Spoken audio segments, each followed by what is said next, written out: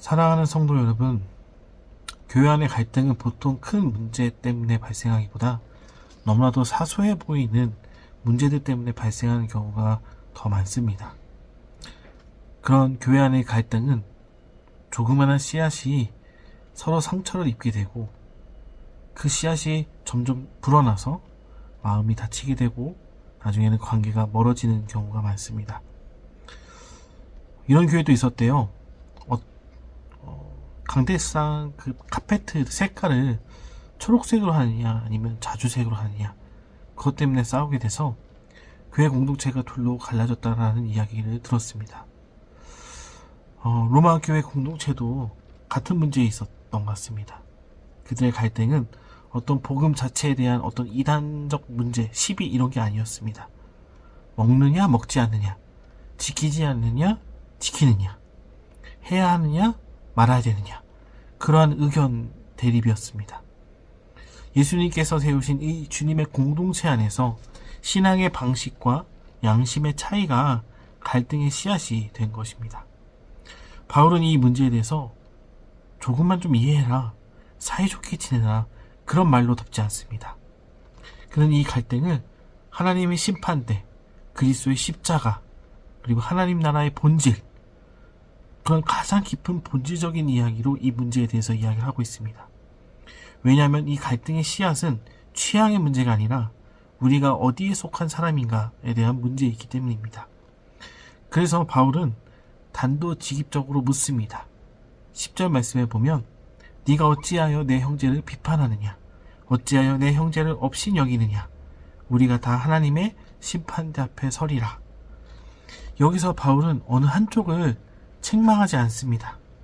전통과 기준을 중요시 여기는 사람과 복음 안에서 자유를 누리는 사람도 모두 같은 죄인이라고 분명하게 바울은 명시하고 있습니다. 기준을 가진 사람은요, 그렇지 않은 사람들을 쉽게 판단하게 되고, 자유를 가진 사람들은 그렇지 않은 사람들, 기준을 붙다는 사람들을 쉽게 무시합니다. 바울이 보기에는요, 그 둘의 모습이 누가 더 낫는지 그런 우월의 문제로 인식하지 않습니다. 왜냐하면 두 부류는 형제를 사랑하는 자리에 있지 않고 누군가를 평가하는 자리, 곧 자신이 하나님이 되어서 심판하는 그 자리에 서 있기 때문입니다. 그래서 바울은 분명하게 말합니다. 우리가 다 하나님의 심판대 앞에 서리라. 성도 여러분, 교회 안에서는 가장 위험한 그 태도가 무엇이냐면 바로 내가 옳다고 믿는 그 확신 자체보다 그 확신을 근거로 형제를 재단하기 시작하는 순간입니다. 우리는 서로의 신앙을 평가할 그런 위치에 있는 사람이 아닙니다. 서로의 믿음을 심사할 사람들도 아닙니다. 우리는 각자 주님이 오실 때에 하나님 앞에 홀로 서 있어야 하는 사람입니다. 주님이 오시는 그날에 저 사람 틀렸습니다, 그렇게 말하는 것이 아니라 만왕의 왕, 완전한 그 나라의 주인 되신 그 주님 앞에 자기 영혼만을 바라보는 시간입니다. 사실 바울은 계속 이렇게 이야기하고 있습니다. 너희는 심판의 날을 살지 않고 은혜의 시간 속에서 살고 있다라고 이야기하지만 우리는 자꾸 그 은혜의 시간을 심판의 시간으로 바꾸어 살아갑니다. 하나님이 아직 판단하지 않은 그 형제를 우리가 먼저 판단하고, 하나님이 지금도 품고 계시는 그 형제를 우리는 먼저 하나님보다 밀어내고 있습니다. 그래서 바울은 이렇게 말합니다. 13절 말씀에 기록되어 있습니다. 그런즉 우리가 다시는 서로 비판하지 말고 도리어 부딪힐 것이나 거칠 것을 형제 앞에 두지 아니하도록 주의하라. 바울은 서로 판단하지 말라라는 말을 넘어서서 형제가 넘어질 수 있는 것을 앞에서 치우라 라고 말합니다. 이것은 굉장히 적극적인 태도라고 볼 수 있습니다. 나는 잘못한 게 없다라는 태도가 아니라 혹시라도 저 형제가 나 때문에, 나의 행동 때문에 저 형제가 걸려 넘어지지 않을지 살펴보는 태도입니다.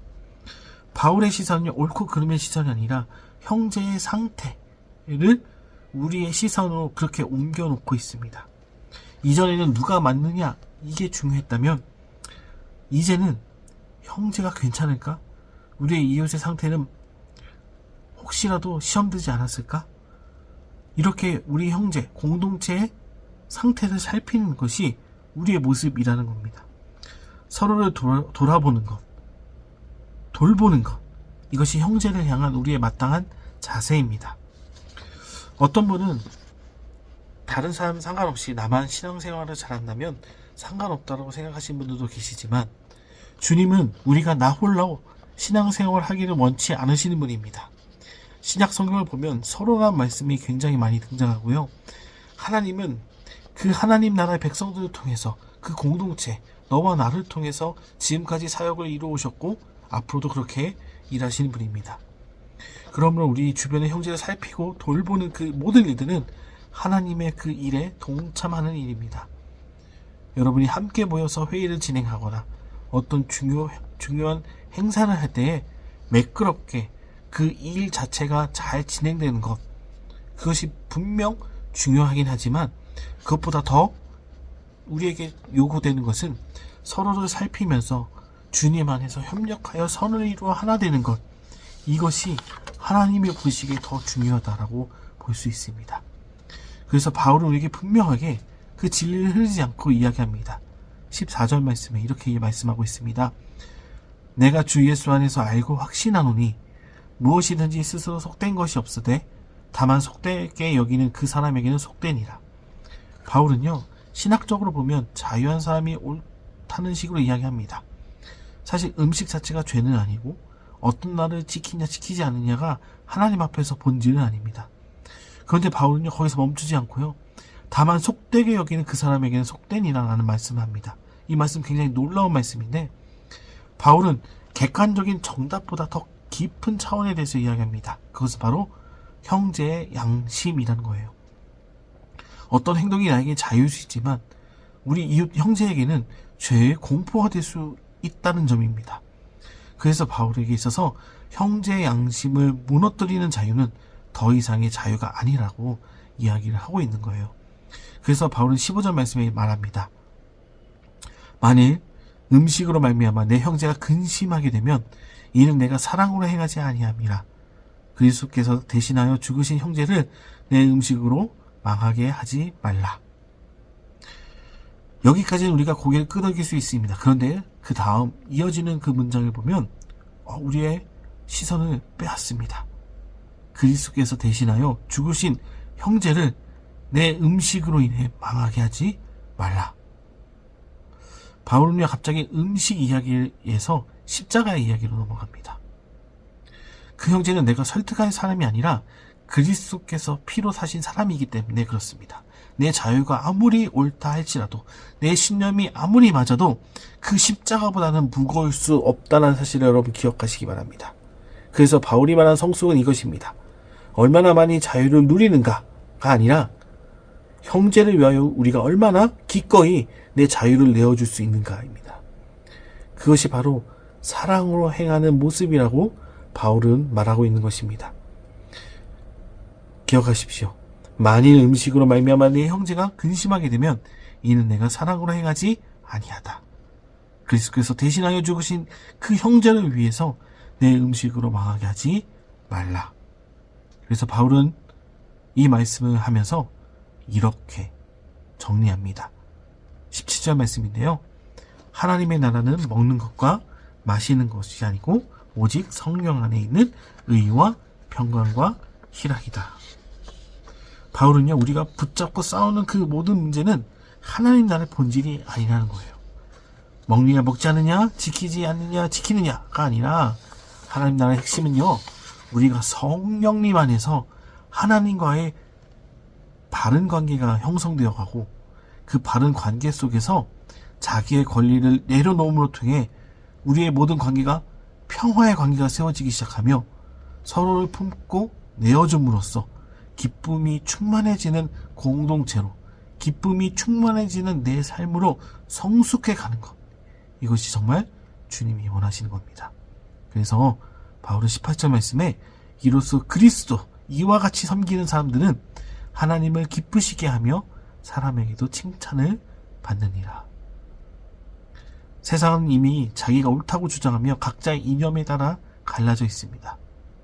만약 우리 교회도 그와 같은 방식으로 우리가 갈라진다면 세상은 교회를 통해서 하나님 나라를 보지 못할 것입니다. 오늘 말씀 마치면서요, 바울은 이렇게 이야기합니다. 누가 더 사랑하며 살아가고 있는가?